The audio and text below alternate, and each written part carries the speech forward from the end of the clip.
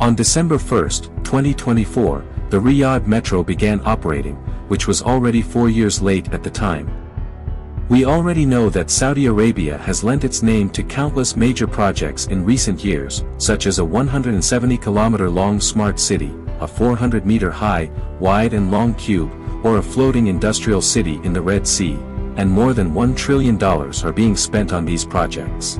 Now, a 180-kilometer-long metro network has been inaugurated in the capital, which is the longest self-driving metro network in the world.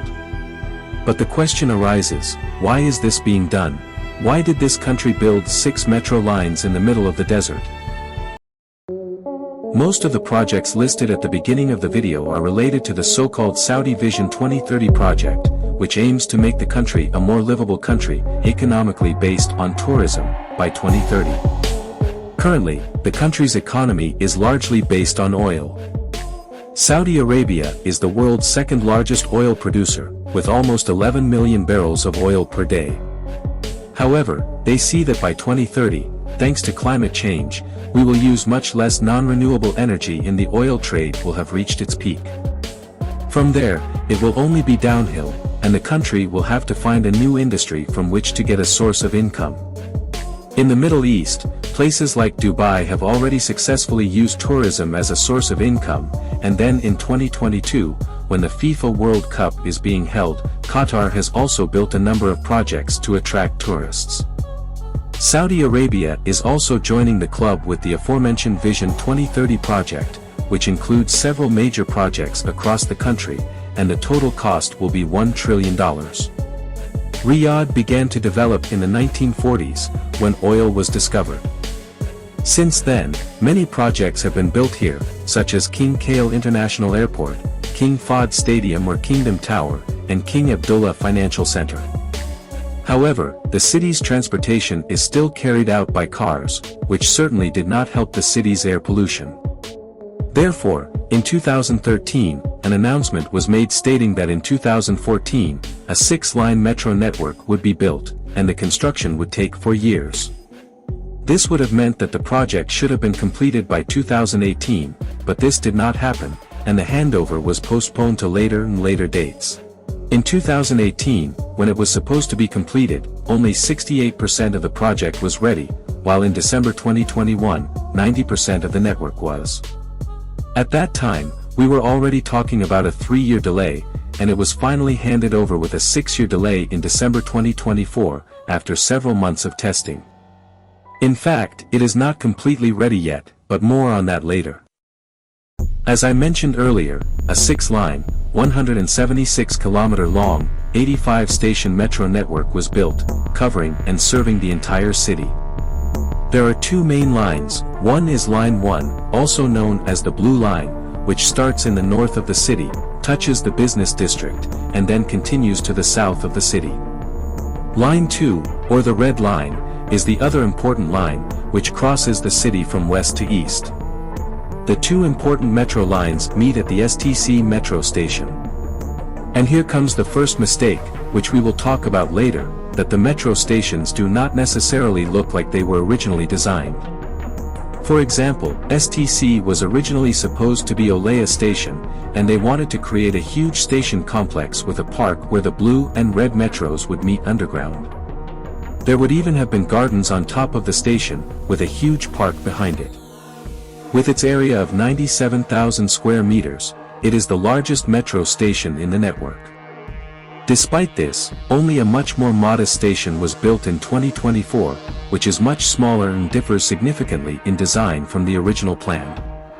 But let's forget about them and get back to the metro lines. The longest line, Line 3, or the Orange Line, which runs for 40.7 kilometers, also runs from west to east, only in the southern part of the city. There are already several important stations here, one of which is the Western Station, which is practically the city's bus station. The station itself covers an area of 12,500 square meters and was built on the site of a vegetable market. The other important station is the Qasr Al-Hakm, which is perhaps one of the most beautiful metro stations on the network, and is a huge complex. It is practically located in the historic part of Riyadh, and from the outside the entrance is a huge mirror.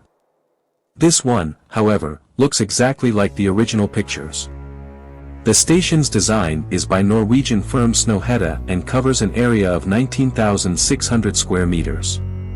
And there is also an important station here, which is the Riyadh railway station, from which the Riyadh-Dammam railway line becomes accessible, and with it the eastern coast of the country. Metro Line 4, also known as the Yellow Metro, has an interesting start. Its final stop is the business district, from where it has 3 stations in common with Metro Line 6. However, at Station 4C2, they branch out, and Metro Line 4 continues towards the airport. But before the airport, the station PNU2 comes. Here you can transfer to another metro network in Riyadh, which serves Princess Noura bint Abdulrahman University. This is an 11.5 kilometer long network and is used to move students around the city. In the airport, it stops at 3 stations: Terminal 5, Terminals 3 to 4 and Terminals 1 to 2. For the sake of order, we will only cover Metro Line 6 last. First let's look at Metro Line 5, which essentially runs in the city center and is the only line in the network that is completely underground. Most of the metro lines and stations in Riyadh are either underground or on bridges. Most of the tunnels were built with TBMs, but some ones built with the cut and cover technology. There are 2 tracks run in a 10-diameter tunnel. On the above-ground sections, the metros run on bridges and the stations are also designed similar to the Dubai Metro. Now back to Line 5, here a 13.2 kilometer long tunnel had to be drilled, which has 11 stations. It meets Line 2 at the Ministry of Education, and Line 1 at the National Museum. The National Museum station is the second largest station on the Riyadh Metro and serves the city's most iconic museum. Its gross floor area is approximately 72,000 square meters. Now we can return to Line 6, which runs almost entirely above ground. It starts from the business district, runs together with Line 4 for a while, then serves the eastern part of the city and finally meets Line 3 at Al Nasim station. The largest interchange is the already mentioned KAFD or King Abdullah Financial Center, as it is where Lines 1, 4 and 6 meet, and is considered by many to be the most iconic and beautiful metro station on the Riyadh Metro. The area of the station is 8,150 square meters. It is located on King Fahd Road and serves the business district of the city. This is the Riyadh Metro.